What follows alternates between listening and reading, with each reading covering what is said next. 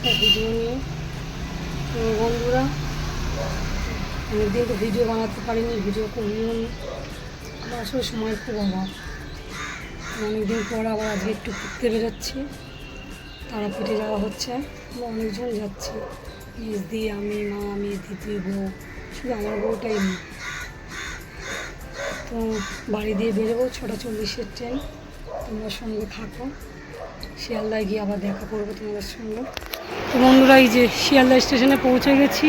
এই যে এইদিকে দেখো, এইটা আমাদের ট্রেন, এটা হচ্ছে দার্জিলিং মেল।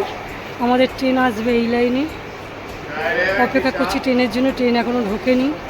এই যে এখানে আমার মেজদির ছেলের বউ, মেজদির ননদ, মেজদির আর একটা বউ, ওদিকে মা বসে আছে।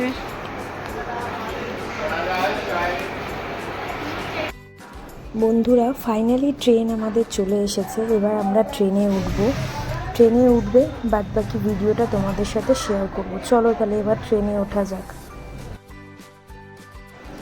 ট্রেনে উঠে পড়েছি, ট্রেন আমাদের ছেড়ে দিয়েছে। এদিকে দেখা হয়ে গেল এক বাউল দাদার সাথে। কি সুন্দর উনি গান গাইছে, তোমাদেরও শোনাই, দেখো ওনার গানটা শোনো, খুব সুন্দর গান করছে উনি।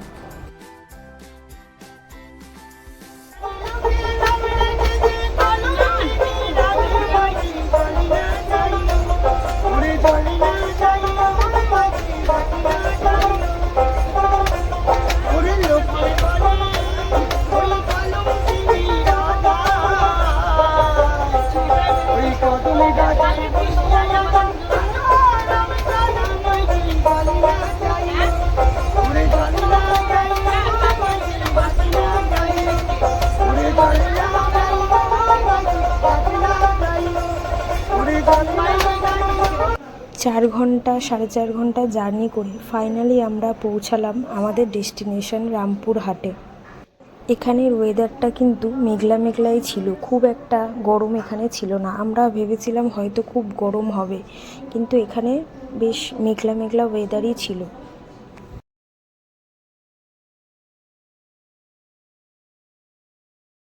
ফাইনালি রামপুরহাট স্টেশনে পৌঁছালাম। 11টা 3 আমরা পৌঁছেছি এখানে। এবার আমরা যাচ্ছি স্টেশনের বাইরের দিকে টোটো ধরতে। চলো দেখি টোটো পাওয়া যায় কি।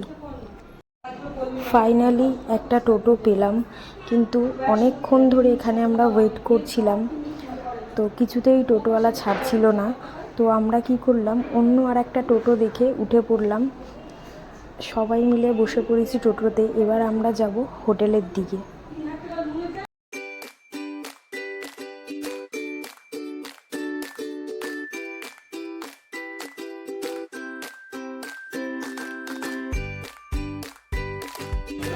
সো ফাইনালি আমরা পৌঁছে গেলাম তারাপীঠ।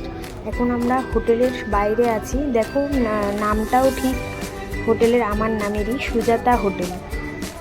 হোটেলের ভেতরে যাচ্ছি, চলো দেখে নেওয়া যাক যে আমাদের রুমটা কেমন। তোমাদের সাথেও শেয়ার করব রুমের ভিডিওটা। সেকেন্ড ফ্লোরে আমাদের রুমটা ছিল।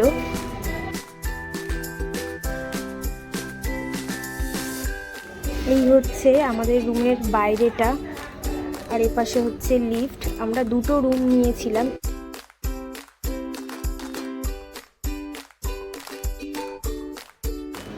এই হচ্ছে আমাদের রুমটা বেশ ভালোই ছিল, বাজেটের মধ্যে রুমটা খুব সুন্দর ছিল। আজ একটু রেস্ট নিয়ে কাল পুজো দিতে যাব, আর বিকেলের দিকে একটু আমরা বেরাবো সাইট সিইং করতে। তো তোমরা ভিডিওটা দেখতে থাকো। দেখো আমরা চলে এসেছি এখন বীরভূমের লক্ষ্মীনারায়ণ মন্দির। কি সুন্দর মন্দিরটা দেখতে। চলো মন্দিরের ভেতরে দেখা যাক মন্দিরটা কেমন।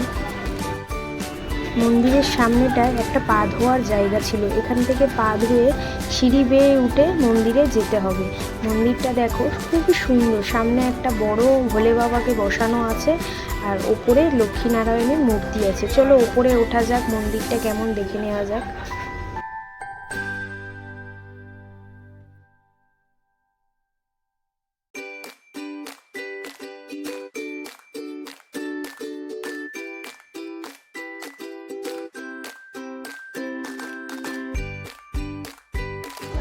এই হচ্ছে বীরভূমের লক্ষ্মীনারায়ণ মন্দির।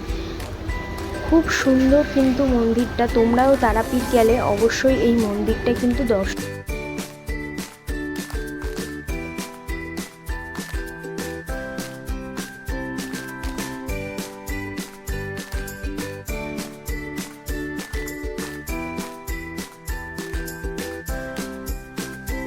এখানে আমরা অনেকক্ষণ ছিলাম, বেশ ভালো লাগলো জায়গাটা, শান্তি নিস্তব্ধ। কিছুক্ষণ আমরা ফটোস তুললাম, ভিডিও করিয়েছি এখানে।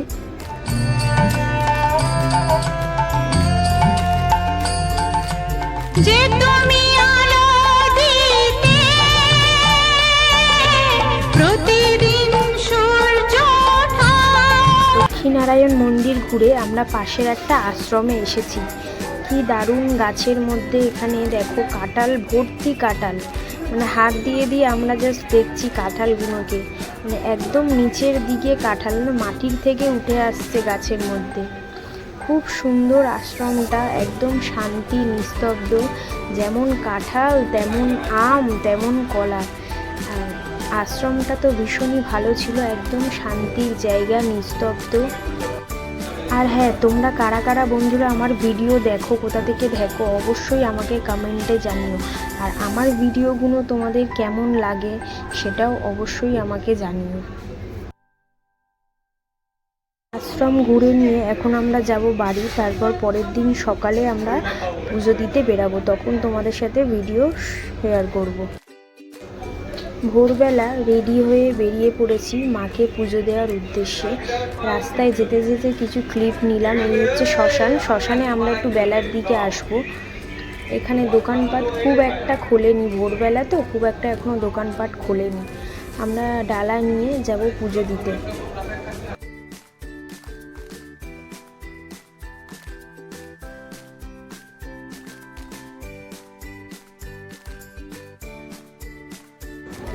পুজো দেওয়া আমাদের কমপ্লিট হয়ে গেছে। এবার আমরা এসেছি শ্মশানে। শ্মশানে এসে একটু যজ্ঞ করালাম।